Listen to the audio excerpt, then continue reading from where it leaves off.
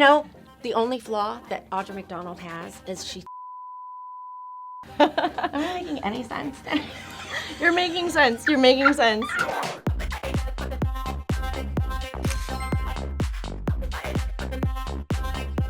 Hey everyone, it's Dylan from Playbill. I am a writer on our editorial staff and I am a lover of a gimmick. So I am absolutely thrilled to have Olivier Award winner Lesli Margherita in the studio today. Leslie, you are currently stealing the show in the current revival of Gypsy on Broadway. Thank you very much.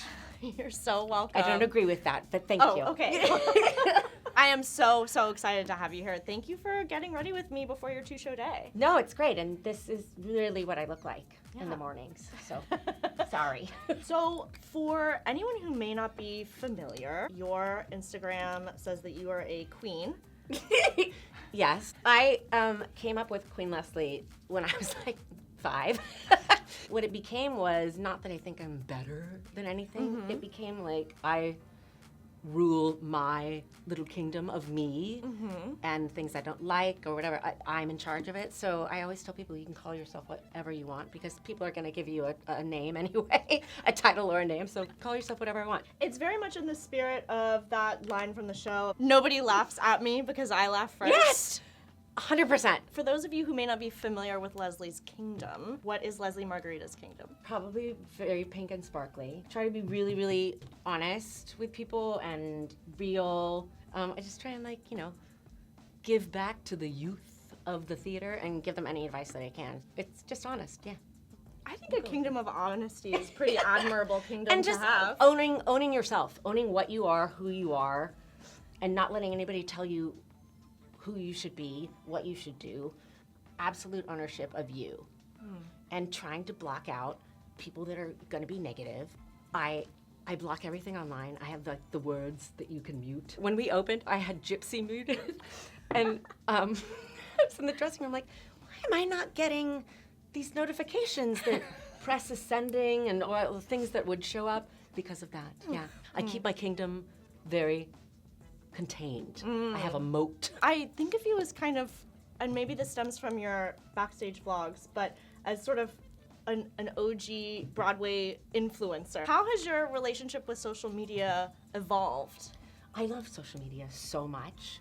I love it because it gave me a chance to connect with people and just allow people to really see who I was. I love it. I think it's a great place to just be yourself. I've met so many people that have told me because of they were either like fans of shows or fans of me that they've met each other and become friends through social media, and I love it. I just kind of use it to make fun stuff. It's just another great way to reach people. Sometimes people get nuts on there. Rule your kingdom, filter it out. Don't bring them the moat, whatever that is, the drawbridge. Am I making any sense? You're making sense. You're making sense. I always think trolls that's such an Troll, apt yeah. name, especially if we're talking about a Trolls. kingdom. They're at Total the gates. trolls. The trolls are at the gates. Oh, by the way, this is frightening. It gets better. Trust the process.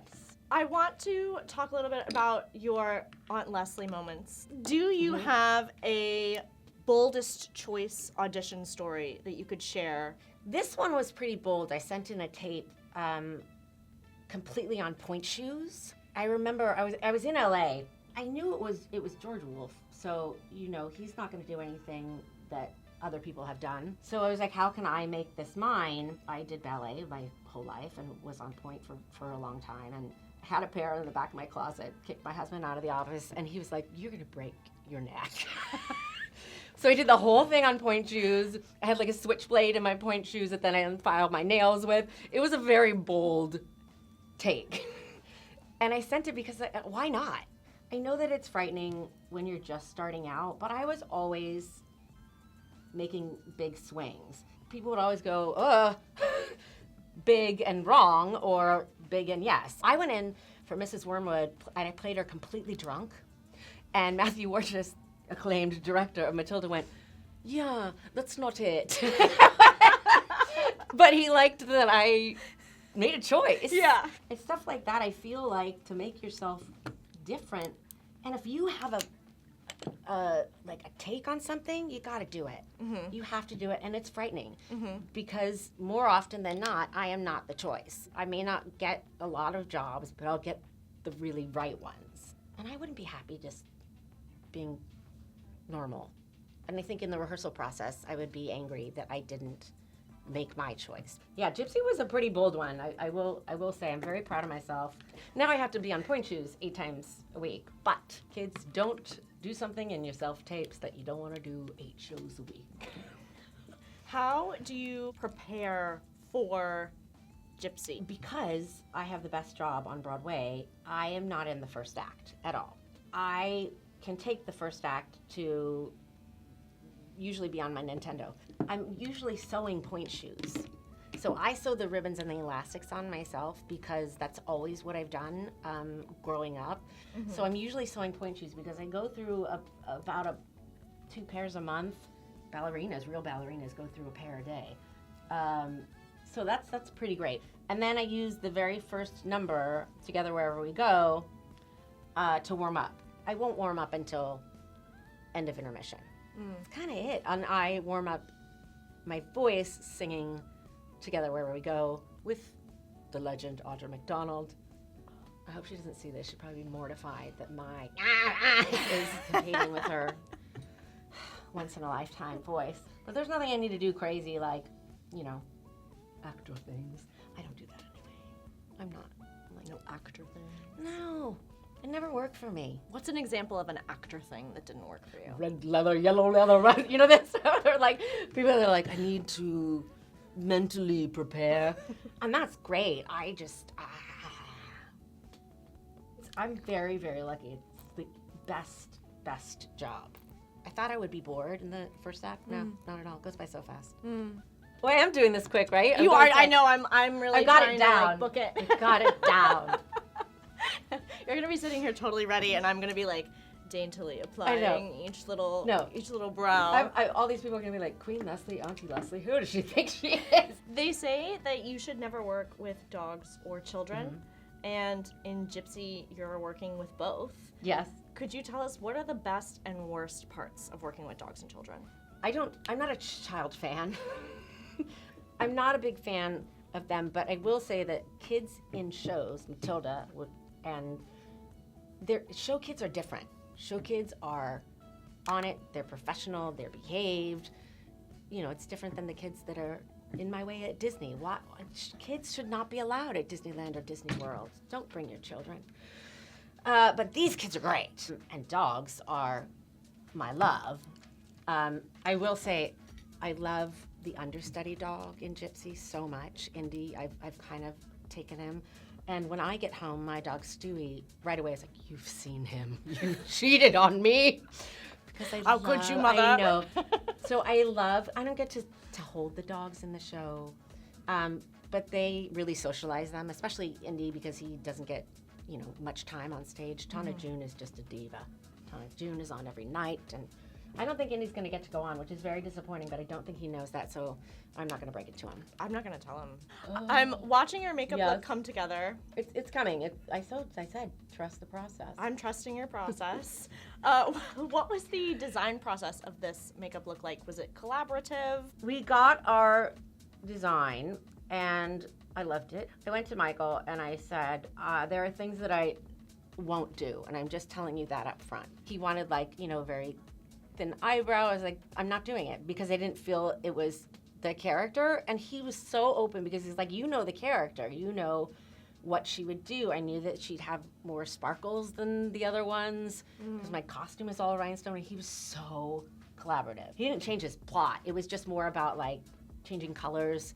And then once we saw my costume, he actually had a different makeup plot, a different color palette. And then we got my costume, and he had to change the entire thing. I'm always upfront with makeup people, going, here's what I love, here's what I think the character would do. It's really up to them. It's their design. But he's so collaborative in making what would work for me, like my nails. Yeah. The nails have been catching my eye. I'm a nail girly. I cannot exist without long nails because I'm Italian and very tacky. So I have always had blingy nails, and these are actually a little short for me because they're show nails. I had him in rehearsal, and living legend George C. Wolfe, Lifetime Tony Award winner George C. Wolfe, has allowed me my nails because he loved my nails in rehearsal. And I said, funny you say that, George, because I would really love for Tessy to have nails. And he was like, I don't care. Sure. And they're not very, like, period. Normally, like, I did a show that was set in the 1800s, and I found women that would, like, file on rocks and would have long nails. So I was prepared to do the research. Wow. To find women that had long nails and whatever. There they are. I change them every 2 weeks. I do them. Sometimes that's what I'm doing during the first act. I have to stay within a few colors, but, you know, I can get away with a lot. You can't really see them from the stage. They're like naked mole rats, my fingers, without them, and I can't text. I can't do I'm the same anything. way. I'm the same way. I'm They also just- yeah. long nail. I feel like I look at my hands when I don't have any nails on, and I'm like, whose hands are these, and how'd they Yeah. get on my body? It's also so much of this helps my character. You know, she's a ballerina, so I think everything is like, she thinks she's very glamorous. You know, I think it's that, and it really helped. And I find I do things like that I love with the nails for her, the way I put on my point shoes, with, you know, and that's just for me. No one's gonna see that. Yeah, tell us a little bit about Tessy Tora. So as soon as this was announced, I begged my agents. I was like, I have to be Tessy Tora. I have to be Tessy Tora, and they like, calm down. I have loved Tessy Tora my entire life, and as a kid, I done all the Junes. Like, I have done the show. And I always loved Tessy because Tessy is the one, obviously one of the three strippers, but Tessy is the one who's the catalyst for Louise. Tessy gives her her name, her stage name. Tessy calls her a lady first and gives her, that's her gimmick, that she's a lady.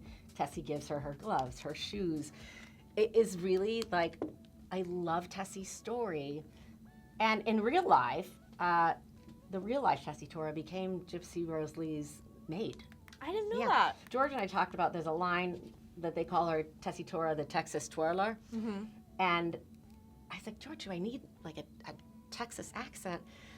And he had never kind of put it together either. And we kind of gave her this backstory of, she probably, every city she went to modified her act for something, and then she just got tired of it and was like, they still call her that, but she could care less. No, I love her. I think she thinks that she is unbelievable. I don't think she thinks she has talent, but I think she knows that she has something to give. And when she meets Louise, it is like, oh, this is my expertise. I can fix you up. I can give you your stage name. I can do. So I love that about her. Do you think that part of loving Tessy from a young age influenced the Aunt Leslie? It could have, you know, because I don't have a maternal bone in my body except for my dog, who is my son. And when I started writing, there were mainly tweets about bad auditions that I had, because, you know, people on social media are like, oh, it's just not my day, but we're gonna fight on, and what's meant for you is meant for you. I would be like, listen, this sucked. I tanked. I'm so upset. And it really resonated with a lot of young actors who was like, finally, somebody is feeling how I feel. And somebody, I can't remember, and I'm very sorry, but somebody called me Auntie. And then that stuck. And so I spelled it, I don't have an E on the end of my name, so Auntie, I took the E off, and now it's just Auntie Leslie. And I'll usually write tweets or Instagram posts as Auntie Leslie when there's something I need to get off my chest about behavior in theater or lessons I've learned along the way. But yeah, definitely. And Tessy will absolutely tell you like it is. There is not a false bone in her body. Okay, now I have to eyelash with one eye, or with one hand. What do you want me to do? I can't do this. I need you to hold the mirror. I can do it. Okay, I can do it. right there. Is this good? Okay. Yes. Okay, you can keep talking. Yeah. Okay. You've mentioned the legendary George C. Wolfe, Yes. director of Gypsy. Yes. Can you tell me, what was your first impression of George? I was scared. Bad word. To meet him, so I auditioned from LA, I sent in a tape. I hadn't heard anything, for a month or so, and I was out here rehearsing 9 for the Kennedy Center, and I got a call. They said, George wants to meet you. He has to meet everyone before he casts them because he wants to make sure people aren't crazy. Well, not totally crazy. And I was really nervous to meet him. And I walked in, and immediately we had, like, some kind of connection with the same kind of humor, and I felt like I could be myself immediately. And I think just the way that I interacted with him, he knew he could get the Tessy that he wanted and what I wanted. I think it's like, okay, I think we're good. You're good? We're good, yeah. Okay, thank you so much for You're your so service, welcome. But I was really nervous to meet him. I was super nervous. Okay, and then I heard like 2 hours later, which was nuts. Wow. Which was crazy, I know. It was that fast. Yeah, he just, he knows. He sees it. You see it in the direction. He just knows. Yeah, I think we've gone long enough without talking about Audra. Uh-huh. This was my first time seeing her, and I was gonna make a joke with you actually and be like, haha, that Audra McDonald, this could really be her big break, but it's no laughing matter. It is unlike any performance I have ever seen, and that started even in the rehearsal room. Yeah. The first time she did Rose's Turn in front of us in the rehearsal room, I wept. Andy Einhorn, who's our amazing musical director, music supervisor, he laughed at me. He was like, I know, right? Because he had heard it and he had been prepared. I sometimes stand on stage with her and I'm like, what am I doing here next to you? And she also is like just the greatest, nicest person. And I wish there was some flaw. The only flaw that Audra McDonald has is she takes up, so my name on the sign-in sheet is right above hers, and sometimes she goes into my line. Whoa. There are lines for a reason. There are lines for a reason. I think she really just wants to be me. Well, who wouldn't want to be a queen? She is a queen. I did break her one night, and I was so proud. I was so proud. And Audra's break is just this. But like powering down for like a millisecond, and I was like, oh, did I get her? And then before we came on for the curtain call, she came off, and she's emotional. She just went like this. So I went, I won. What did you do? Do you remember? I do this bumper thing with her, and I'm like, oh, it's itching me like crazy, and I was doing something in that area that she hadn't seen before, and yeah, I was very proud of myself. Oh, I like that. Do you like it? Yes. This is new. It's called Beauty Below by Loved Body it. Cosmetics. You're an iconic Italian person with an iconic Italian name. Yes. You've been part of some iconic Italian universes. Yeah. Oh, yeah. Yeah. Yeah. We're going to talk Yeah, about it. uh-huh. Yeah, absolutely. Let's talk about 9 at the Kennedy Center. I had always wanted to play Seragina because she sings Be Italian. Andy Blankenbuehler is genius as well, and he had talked to me about it before, probably like a year before, and it has always been, I said, it has to be Seragina. And funny, Seragina is like, gives young Guido, pushes him. So I'm drawn. Yeah. I'm drawn to these characters that are catalysts for other characters. Do you get imposter syndrome? Oh, every day. I have it now. You have it right now? Right now. And I'm very honest. I'm very upfront about that too. I have imposter syndrome every day, and you know who I saw have imposter syndrome? Audra McDonald. Oh, really? Yeah, she said it. She's like, it's like all of us. I think everybody. I think I'd worry about an actor if they didn't have imposter syndrome. What are some of your tried and true products or tips and tricks? Tips and tricks. Well, for achieving an amazing look that they'll see from the rafters. it gets quicker as you go when you know like exactly what brush and what you're doing. And, I like to just have fun but stay in the parameters of what the design is. I will always take my makeup off with this like goo stuff, Albaline. It's almost like Vaseline, but it gets everything off right away. I don't take my makeup off until I'm at home. Some people take it off so you in the leave theater. the Yeah, theater. I take my lashes off, which then I always call it weasel eyes, because once I take the lashes off, so I take the lashes off and I take my lipstick off. Okay. But I always keep it on because I just like to take it off at home where I've got all my stuff. Yeah. And, you know, it makes subway rides interesting. But Yeah. not really here. Honestly, like, nobody really looks. I know, I feel like if I saw someone in this Yeah. beat, minus lashes, Yeah. on the subway, I'd be like, good for her. Yeah. Somebody at the stage show the other day was like, oh my, that's a lot of blush. I didn't know what George Wolfe was going to do with it. And I was like, what if he goes the opposite direction and makes it just dirty and gross and Les Mis. like, yeah. And as a sparkle rhinestone girl, it is Right. so hard for me to do shows like that. Like Aldonza in Man of La Mancha has not a sparkle, and I love doing the role, but it's very sad. It's very sad when there's no sparkles. Nine, I had no, you know, it was in black, and she lives on the beach, so it's a bummer for me. So I was very happy that we were still sparkling.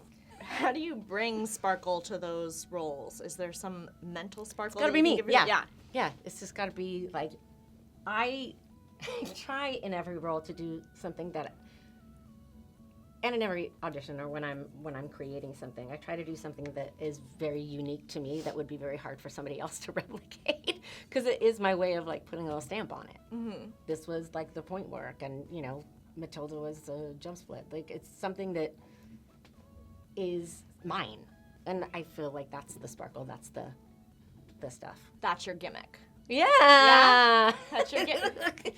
Yeah. Totally. Yeah. Totally. You have a really special relationship with the Majestic Theater. I do. Will you talk about that? As most theater kids do, I came to New York to see shows, and I loved Phantom of the Opera. I had like the glow-in-the-dark shirt. I had a Phantom perfume that existed. I had the mask in my room at home. What'd that smell like, the perfume? Phantom, it must have. I don't even remember. Velvet. It had like a rose on top. I don't know. Just because it was Phantom. I went to one of those stores on like Schubert Alley where they've got show stuff, and I bought a keychain. I bought a keychain that was a gold ticket for Phantom of the Opera, which was at the Majestic Theater, and I had that keychain on forever. And so when I got Gypsy, it's like, oh, and my mom like found it. It's I still have it, and it was crazy. Yeah, it was very cool. Were you able to contribute anything to the design of Tessy's dressing station? No, our unbelievable set designer, like Tony Award-winning Santo, he did Tessy's, and he was very specific in what each dressing table was. And I have like creepy baby dolls. You do? Yeah, I mean, there were like point shoes, there was butterflies, because Tessy's very, all butterflies.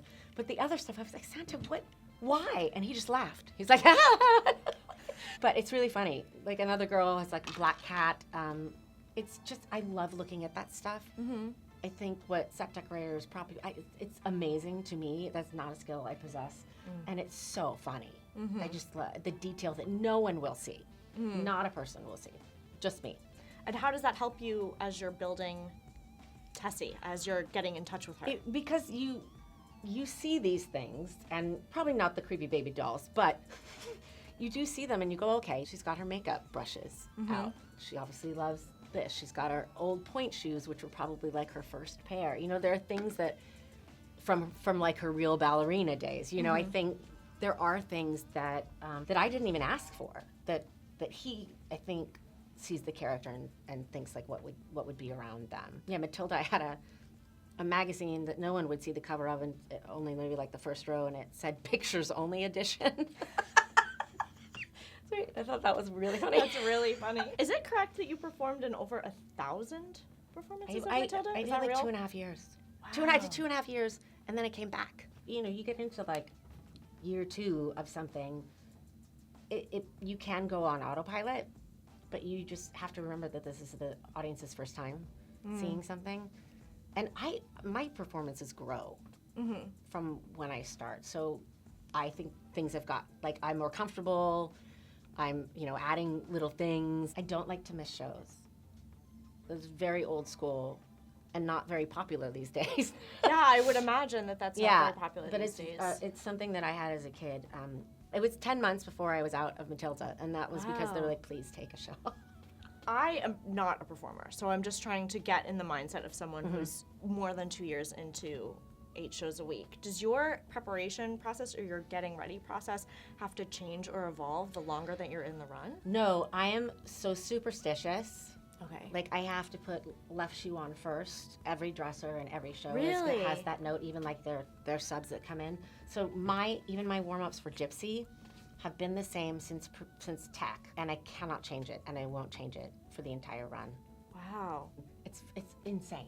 But like, I stand and say a line with the Tory Adorables, and then I go to this stairwell and I do my calves, and then I go here, and it will stay exactly the same. And when people walk through, people that have jobs, crew members, you know, I'm like, you know, I'm here. But yeah, I'm very superstitious, always have been. Okay, I'm gonna spray. Spray. Which is not interesting. And then do you want to spray? Yeah, Should I spray you? Sure. You can spray No, me, do you want to spray yourself? No, it's all right. I've sprayed, but Oh, you've sprayed? I sprayed. missed it? it's all right. What was I doing? You can spray me again. I'm gonna spray you again. Gorgeous.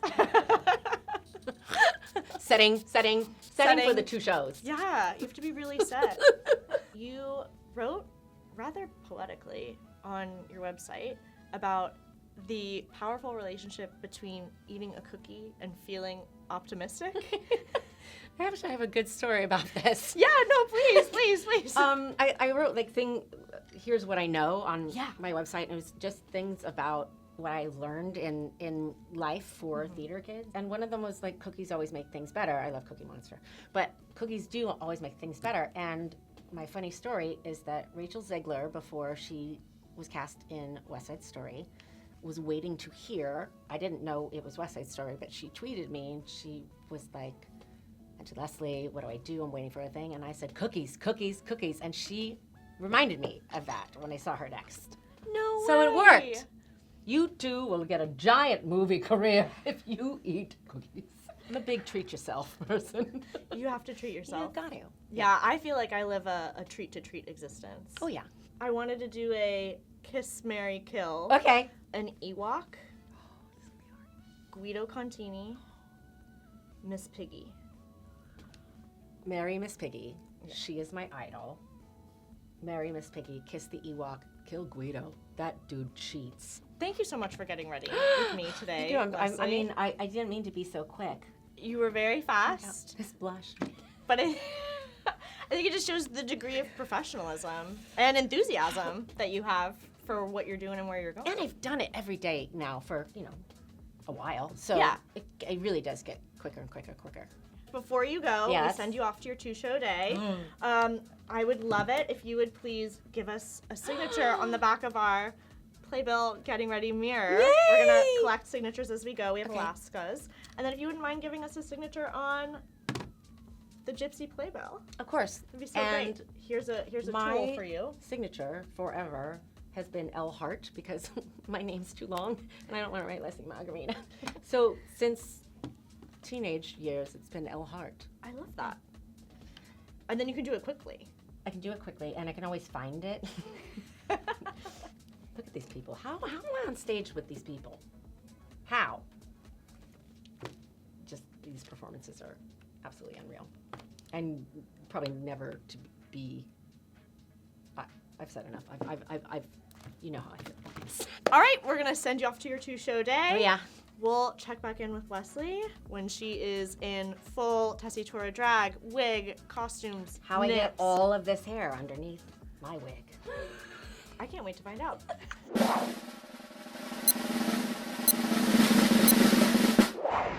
This is the whole look put together. Thank you for getting ready with me, Playbill.